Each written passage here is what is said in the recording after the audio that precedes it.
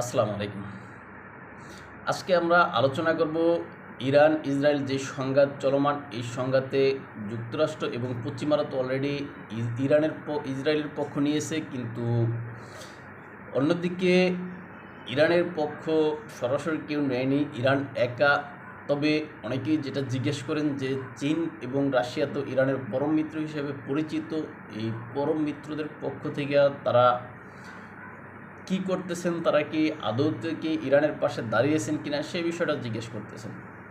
তাই তাহাদের উদ্দেশ্যে আমি বলতেছি যে আসলে আমরা যতটুকু জানি, যতটুকু পরিমাণ তাদের অফিসিয়াল যে স্টেটমেন্টগুলো আসছে, ওই স্টেটমেন্টগুলো যদি আমরা বিশ্লেষণ করি দেখি, তাহলে এই দুই দেশ এখনও পর্যন্ত নিরাপদ দূরত্বে অবস্থান করতেছে। হ্যাঁ, তারা দু একটা বিবৃতি দিচ্ছে, যেমন চীন আবার রাশিয়া উভয়ই বিবৃতি দিচ্ছে, তবে সেই বিবৃতিগুলো রাজনৈতিক বিবৃতি। তারা একদিকে যুক্তরাষ্ট্রকে মানে এখানে বিরত থাকার, মানে এই যুদ্ধে যাতে তারা ইনভলভ না হয় সেই বিষয়ে বলতেছে। হ্যাঁ, এখানে ইসরায়েলের নিন্দা করতেছে, এরকম আর কি। কিন্তু তারা যেন ইরানকে অস্ত্র দিবে, ইরানকে লজিস্টিক সাপোর্ট দিবে, ইরানের সেনাবাহিনীকে সাপোর্ট দিবে, হ্যাঁ, এরকম কোনো বিবৃতি আনুষ্ঠানিকভাবে তারা দিচ্ছে না।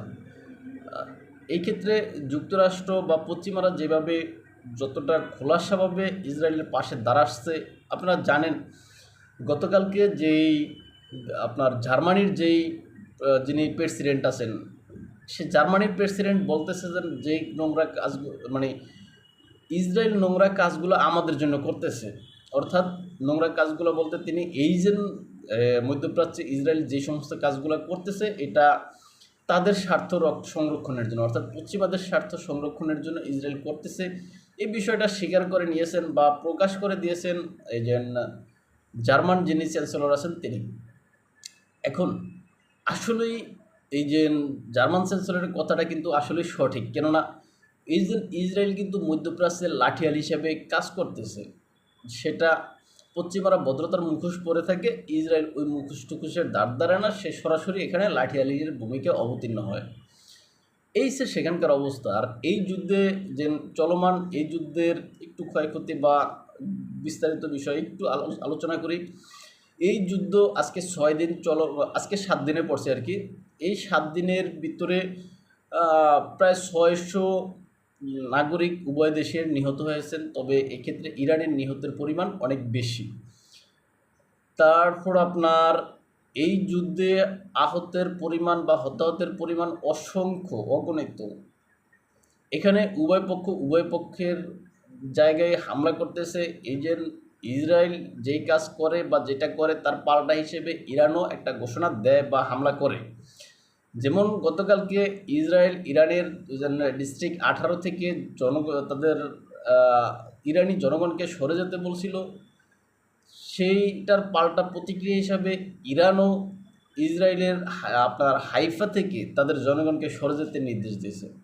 এরকম ইরান গতকালকে তার ফাতা-1 হাইপারসোনিক মিসাইল নিক্ষেপ করছে, সেখানে হতাহতের পরিমাণ অনেক।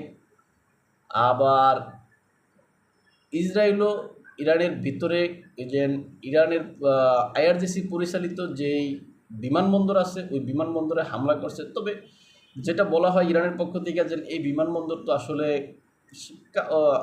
মানে কোনো সামরিক কাজে ব্যবহার হতো না, এটা শুধু আইআরজিসির যে সমস্ত কর্মকর্তা বা কর্মচারীগণ আসছিলেন, তাদেরকে মানে পরিবহনের জন্য এখানে শুধু যে বিমানগুলো আসতো সেটা আর কি। তারপরে সে গিয়া ইসরায়েলের যেই লর্ড এলাকা আছে, সেখানে ইসরায়েলের ওই ভিনগরিয়ান যেই বিমানবন্দর আছে সেখানে হামলা করছে ইরান। তারপর উত্তর অঞ্চলে যে আপনার যেই মারওয়ান যেই এয়ারবেজ আছে, সেখানে ইরান হামলা চালিয়েছে। আর আরেকটা গুরুত্বপূর্ণ জায়গায় ইরান হামলা চালিয়েছে, সেটা তাদের যে গোয়েন্দা দফতর, মোসাদের হেডকোয়ার্টার, তারপরে সে গিয়ে তাদের বিজ্ঞান গবেষণা কেন্দ্র। তারপর সবচেয়ে গুরুত্বপূর্ণ একটা জায়গা ধর্মীয় দিক থেকে, ইহুদিরা যেটাকে ধর্মীয় জায়গা মনে করে, যেন পবিত্র জায়গা, বা এখানে কোনো সময় মানে এই যে ইসরায়েল প্রতিষ্ঠা হওয়ার পর থেকে ওই জায়গাটায় আপনার কোনো এই যে হামলা হয়নি। কেউ কোনো গ্রুপই সেখানে হামলা করেনি। সেই জায়গাটায় গতকালকে আপনার ইরান হামলা চালিয়েছে।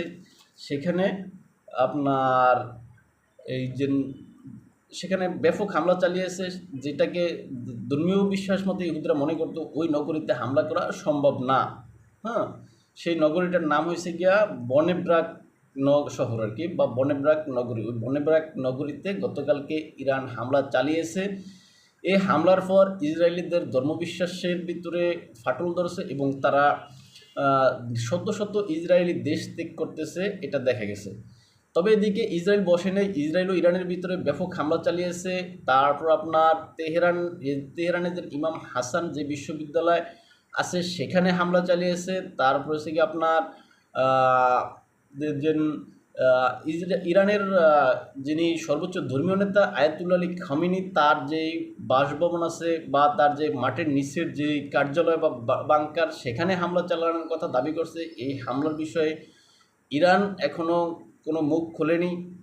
এই সেখানকার অবস্থা। তবে এই যুদ্ধের বিষয়ে মার্কিন প্রেসিডেন্ট ডোনাল্ড ট্রাম্প তিনি বলছেন যে এই যুদ্ধের বিষয়ে যুক্তরাষ্ট্র অংশগ্রহণ করবে কি করবে না সেটা একমাত্র তার নির্দেশের উপরে বা তার কথার উপরে নির্ভর করতেছে, সেটা তিনি একমাত্র নির্ধারণ করবেন আর কি, এরকম কথা। এই সেখানকার অবস্থা, সেখানে যুদ্ধ চলতেছে। তবে একটা তথ্য দেওয়া উচিত, যেটা এই যুদ্ধে ইরান যেতটুকু পরিমাণ মানে কৌশলে এগোচ্ছে, ইরানের এই কৌশলটা আসলে ধরতে পারতেছে না এখনও। ইসরায়েল যতটা সহজে ইরানকে কাবু করার কথা ভাবছিল, এখানে আসলে ততটা সহজে তারা কাবু করতে পারতেছে না। এখানে পশ্চিমারা যেভাবে অল্প সময়ের ভিতরে ইরাককে যেভাবে তারা শেষ করে দিতে পেরেছিল বা ইরানের সাদ্দাম হোসেনকে ধরে ফেলতে পেরেছিল, তারা এখানে ইরানের ক্ষেত্রে সেটা পারবে না মনে হয়, বোঝা যাচ্ছে। তাই পশ্চিমারা হয়তো ভেবেচিন্তে একটু সিদ্ধান্ত নিচ্ছে। এই সেখানকার অবস্থা। তবে পরম মিত্র হিসেবে চীন এবং রাশিয়া এখনও মানে ওইভাবে সাপোর্ট নিয়ে দাঁড়ায়নি, তবে রাজনৈতিক বক্তব্যগুলো তারা দিচ্ছে।